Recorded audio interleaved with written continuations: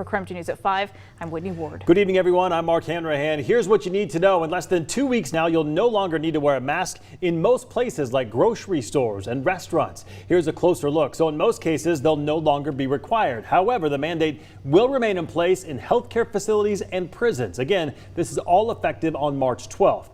2 weeks ago, Governor Inslee announced that he'd be dropping the mask mandate on March 21st. At that time, he said, while hospitalizations were still high, he was confident that by the 21st, rates would be at a much more manageable rate. Well, then on Friday, the Centers for Disease Control and Prevention announced new mask guidance saying only counties with high transmission rates should continue to wear masks inside most places.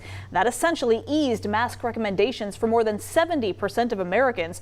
So over the weekend, health leaders from Washington, California, and Oregon discussed that latest data and federal recommendations. And as a result, California is dropping its mask mandate tomorrow. Washington and Oregon will drop theirs on the 12th.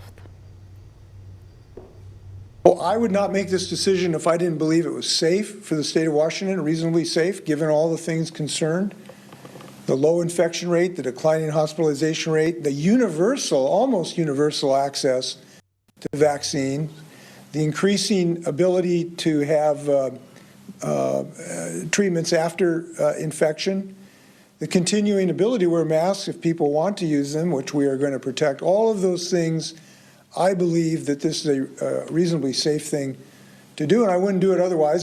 At today's COVID briefing, health officials pointed out that while the statewide mask mandate is ending on the 12th, private businesses and local governments can continue to require indoor masking if they choose to do so. As the state lifts our statewide requirements, local health jurisdictions, local health officers, and businesses have the right to enact their own policies related to masks as they see fit. Now, a big question now is, what about schools? We spoke with the spokesperson for Spokane Public Schools, SPS, just about an hour ago. She said the district is consulting with state officials right now. They do plan on following the state guidance, so certainly more to come from the district as far as specifics. And while the mandate, as we mentioned, is coming down for the state, local governments and businesses will be able to uphold their own masking rules. KREM 2's Janelle Finch is joining us now live to tell us more about which businesses will still ask you to mask up. Janelle? Mark and Whitney, while some businesses are looking forward to the mask mandate ending on March 12th, other industries are saying not much will change due to other rules. I spoke with downtown businesses to find out how lifting the mask mandate will affect Spokane daily life.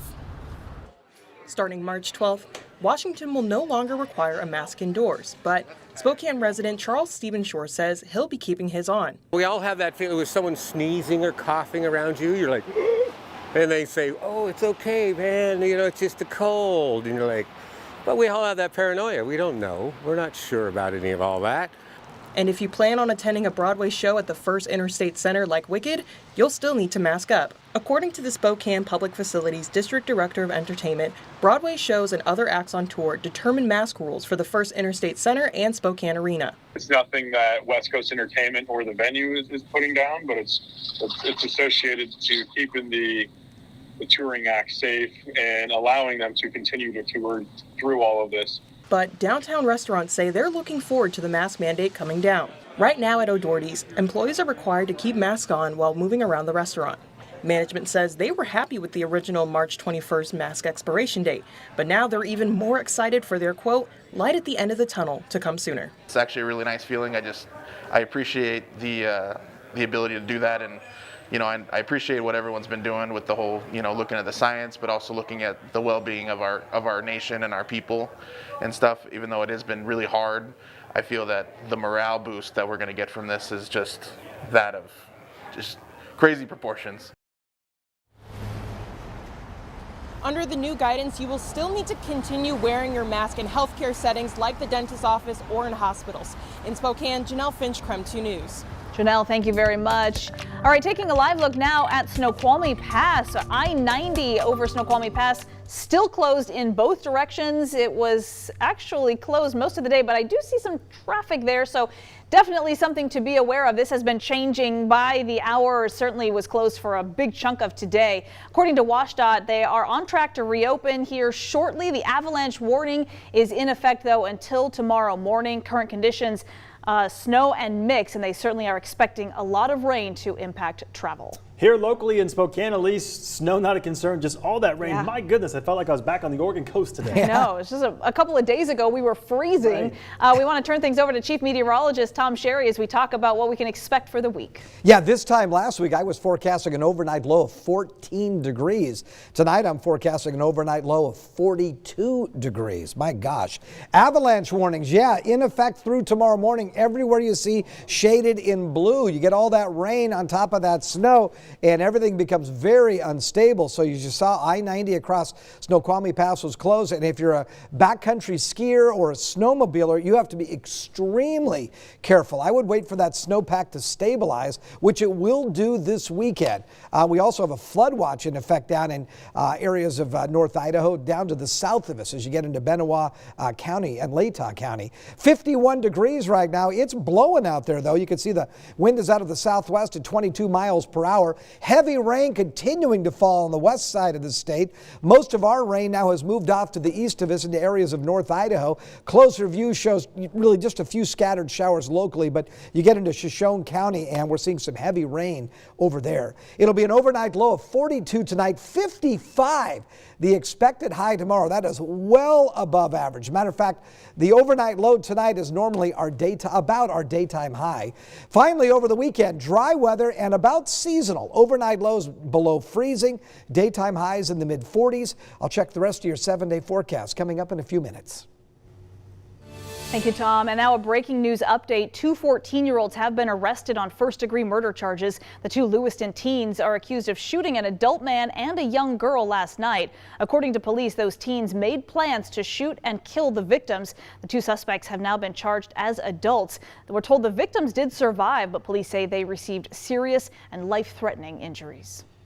Well, the murder trial for the man accused of shooting his ex-wife in Browns Edition 2 years ago is nearing the end. Nathan Beal is charged with first-degree murder, and this afternoon, attorneys rested their case and presented closing arguments to the jury. KREM 2's Amanda Rowley has been following this case from the beginning. She is joining us now live. Amanda? Good evening. The prosecutor and defense attorneys had their final chance to convince the jury that Nathan Beal is either guilty or innocent of murdering his ex-wife Mary Schaefer in August of 2020. Now, we know from Spokane County Court documents that Mary Schaefer flew to Spokane from Oregon to pick up the 2 children she shares with Beal. Now, Spokane police later found Mary slumped over in her rental car with a gunshot wound to the head. She was parked outside Beal's apartment in Browns Edition. Now, in closing arguments this afternoon, the defense insisted Beal is not guilty of murder because the evidence doesn't 100% identify him as the killer. They also pointed out that forensics only found Beal's thumbprint on the gun he owned, but his DNA wasn't found anywhere else that would connect him to the crime. But the prosecutor argues the evidence proves he is guilty, especially considering investigators found the murder weapon in his apartment.